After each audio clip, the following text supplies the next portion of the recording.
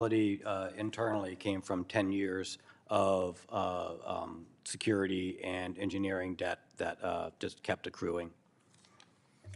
Your complaint also details how Twitter's executive team was concerned that the report that you'd commissioned would be damaging if it got out, and that they worked to intentionally remove or modify information that might be especially embarrassing for Twitter. Is that correct? Yes, sir. I found that very disturbing. The company that I hired, with the knowledge of the other executives and the head of site integrity, which did not report to me, but that this independent organization was going to analyze and do gap analysis. The company reached out to me and said, hey, Mudge. Information we receive isn't trustworthy from some social media platforms. Yes, sir. That's what I experienced. So I've released a bill with Senator Portman, Senator Klobuchar referenced it earlier. We are looking for additional Republican co-sponsors. It's called the Platform Accountability and Transparency Act. It would allow external researchers to look at exactly these kinds of problems, to better understand and analyze the algorithms that drive social media and some of their practices. Would empowering researchers and mandating better disclosure help hold companies more accountable and cause them to invest more resources in site integrity? And they're yes, sir. In fact, I think one of the things that we learned from that study, and what I am hopefully shedding light on in my lawful disclosures, is just how much a gap there is between Twitter and some of Twitter's peers. And even learning that sort of discrepancy would help understand and raise the level of hygiene for these organizations and their ability to perform their tasks, and the ability for us to accept what they're saying as to whether it could possibly be true or not. This also opens up enormous national security risks. As you testified earlier, there's roughly half of Twitter's employees that had unnecessary access to vast amounts of sensitive user data. As Senator Kennedy was asking you earlier, just give us a quick sense of what information Twitter might have about Senator Grassley or about any of us on this committee. And it is deeper and broader, and I suspect if you'd gone further, it then unlocks a whole profile that can give really dramatic insight into members of law enforcement, members of the military, members of Congress, and their families, their travel, their preferences, their actions, their consumer activities. All of that has some real consequences. You wrote in your complaint the Indian government forced Twitter to hire Indian government agents who then had direct and unsupervised access to data. And a former Twitter employee was convicted last August of working as an agent of the Saudi kingdom.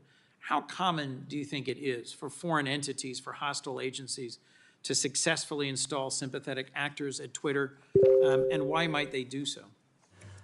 Well, if there's any number of reasons, there are many of reasons why you would do so, in particular to not just identify people of interest or track groups of interest, but also to maybe look at whether or not Twitter has identified your agents or your information operations.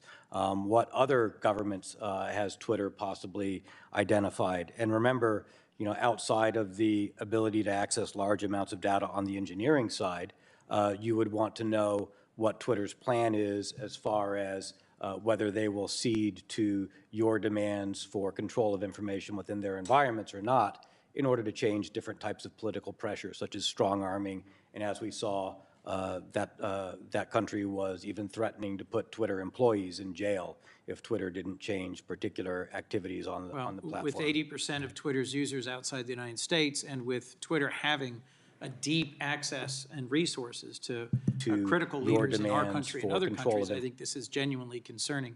Tomorrow afternoon, the subcommittee I chair, Subcommittee on Privacy, Technology, and the Law, Senator Sasse and I will be holding a hearing on how to further understand the depth to which hostile actors and adversaries are going to obtain American citizens' data, and that'll expand on a lot of the topics we've pursued today. I hope members of the committee will attend. I want to thank you for your testimony, Mr. Chairman. States and with Twitter having. Thank you, Senator Coons. We're going to take a 5-minute break after Senator Cotton asks his questions. Senator Cotton.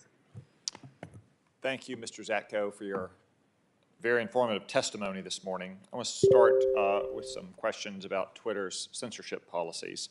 I know you weren't at Twitter for most of 2020, but I want to start with an example from June of 2020, specifically me. As left-wing street militias were rioting and looting in our streets, I posted on the website that the National Guard and even the active duty military have been used to stop such rioting in the past, most recently in 1992 in the LA riots. Within a couple hours, a low-level employee at Twitter's Washington office contacted my staff and said that if I did not delete that tweet, that my account would be permanently locked. My staff worked with this low-level employee, calling her on several occasions because she seemed very reluctant to put anything in writing in an email. They documented the accuracy of my comment and gave examples of how other elected officials had used similar language. The 30-minute window passed. My account was not locked. Ultimately, she said that Twitter would not take any action about my account. As I said, I know it was before you began at Twitter, but from your experience, would a low-level Twitter employee typically have the authority to permanently lock the account of an elected member of Congress? From my experience, they should not have the authorization to do it, although it would probably be a low-level employee that would be instructed to do it. So she was likely taking direction from more senior officials at the company. Not knowing the situation, I can't comment on the specific one, but that is the sort of activity that I would see there. And I can concur that I did notice a reluctance to put a lot of things in writing on particular topics. I noticed that in the emails that Mr. Agarwal sent to you, he seemed very reluctant to put things in writing or made statements about what he was going to verbally express to the board. And Yes. he apparently did not express those things. Sticking with the censorship, again, like I said, I know you weren't there in the lead up to the 2020 election, but once you arrived just a couple days after the election, you selected an outside company to do an evaluation of Twitter's censorship policies. The report that you commissioned found that Twitter's content controls are ad hoc and informal. Those are two direct quotes. And the policy decisions behind it are made mostly by a small group of Twitter staff at San Francisco, quote, frequently during a time of crisis. Is that accurate? I didn't hire them to do a report on censorship, but that was the platform manipulation organization. And yes, how you cite the report as what they found on And what that kind team of, is when it correct. says frequently in a time of crisis, what kind of crisis was the report referring to?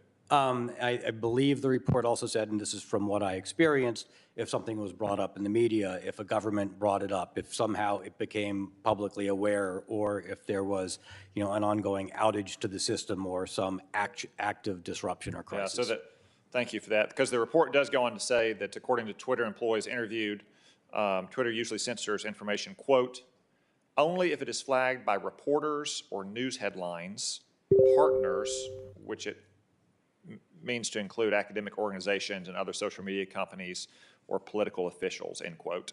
So does Twitter have special channels of communication with fellow social media companies like Facebook to discuss so-called misinformation? If they do, I believe that they would be ad hoc. I am not aware of official ones that would not have been within my organizations. Okay, what about other so-called partners like pharmaceutical companies or advocacy groups? I am not aware of those. Again, that would be out of council or other organizations. So saying ad hoc, you think in these cases, just say a executive at a pharmaceutical company that doesn't like what's being posted on the website, or a left-wing activist at a Washington think tank would just use pre-existing relationships to contact someone at Twitter on an ad hoc basis? I do not know. Well, how can they coordinate if they don't have some kind of channel of communication set up? In the report that was an attachment from the organization, they talked about disinformation operations, which I do believe, my understanding was that the site integrity team spoke with other organizations and with other social media companies about ongoing disinformation or platform manipulation. I do not know anything beyond what was in the report for that topic.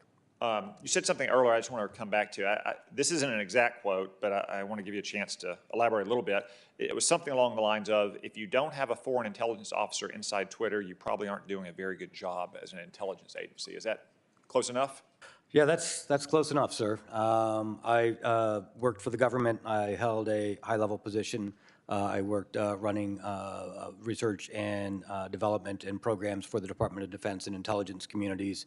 And from my interactions with these people and these organizations, Twitter would be a goldmine. From my understanding, from people in the community who focus on foreign intelligence organizations and assets, if you placed somebody in Twitter, as I believe that, as we know has happened, it would be very difficult to Twitter to find them. They would probably be able to stay there for a long period of time and gain a significant amount of information to provide back on either targeting people or on information as to Twitter's decisions and discussions and to the direction of the company. And does that include in Twitter's U.S. offices versus overseas, or is that distinction immaterial given the way Twitter functions? I believe that's immaterial in both. Thank you. My pleasure, sir. Thank you, Senator Cotton. We're going to take a 5-minute break and return to Senator Whitehouse.